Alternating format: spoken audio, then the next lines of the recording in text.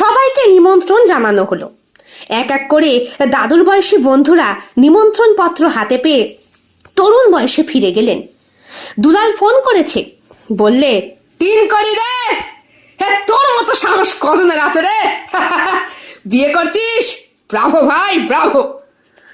বরযাত্রী আর গাড়ির ব্যবস্থা করা হয়েছে।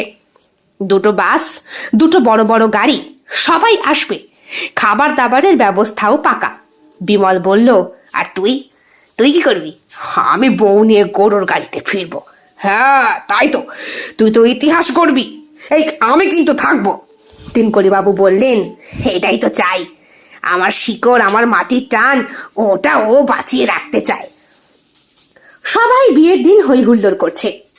বন্ধু বান্ধবরা এসেছে, দুটি পাঞ্জাবি বরযাত্রী। মজার কথা হলো, সবাইকে দেখে মনে হচ্ছে যেন কলেজের রিইউনিয়ন পার্টিতে এসেছে। বিমল এগিয়ে এলেন, তিনকড়ি বাবুর কপালে চন্দনের তিলক পরিয়ে দিচ্ছেন, আর বেশ হাসতে হাসতেই বলছেন, এইবার তোর জীবনের চরম সুখের মুহূর্ত গেল বন্ধু, বুঝবি?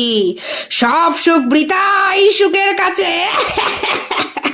বলে অন্য বন্ধু বান্ধবের সঙ্গেও খ্যাঁচখ্যাঁচিয়ে হাসি। এর মধ্যে কারো কারো তো দাঁত পড়ে ফাঁকা হয়ে গিয়েছে, সেখানে বাঁধানো দাঁতের পাটিটাও বসানো। তিনকড়ি বাবু চমকে গিয়ে একটু লজ্জা পেলেন, হালকা লাল হয়ে গেল গালটা। বললেন, ওসব কথা না বললেই পারিস, একদম বুঝতে পারছি না কিছু। জীবনে প্রথমবার, কি করব, কিভাবে করব? ওরে পাগল, এটা কি শেখাতে হয়? তবে বলি, যদি বেশি ভয় লাগে আগের মতো পড়ার বইটা খুলে নিস, আর না হলে তোর বই শিখিয়ে দেবে। আধুনিকা আসে। সবাই কথায় হেসে ওঠে। দীনেশ বলে, আরে বিয়ে করে তোরা আবার হানিমুনে যাবি না তো? হানিমুন? বিমল এমন করে হাসলো যেন ঘাটের মরা বউয়ের ঘাড়ে করেই না চিতায় যায়। তিনকড়ি বেশ মজা করেই বলল, আমাদের হানিমুন হবে পুকুর ঘাটে, পান্তা ভাত আর কাঁচা লঙ্কা কাঁচা পেঁয়াজ খেতে খেতে। আহা, কতদিন পর এইভাবে সবাই একসাথে, যেন বুড়ো বয়সে নতুন যৌবন ফিরে এসেছে। এই বিয়ে কেবল তিনকড়ি নয়, বরং বন্ধু বান্ধবেরও যেন বিয়ের স্মৃতির উতলে ওঠা দৃশ্য। বিয়ের দিন ঠিক হয়ে গেল। লজ্জা, আনন্দ, বন্ধু সবকিছু নিয়ে এখন যাবে তিনকড়ি বিয়ে করতে।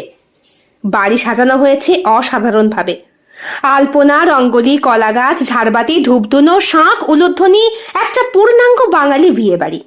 মেয়ের বাবা নিজ হাতে বরযাত্রীদের অভ্যর্থনা করছেন। পাত্রপক্ষ যখন মণ্ডপে পা রাখলো, তখন চারিদিকে কানায়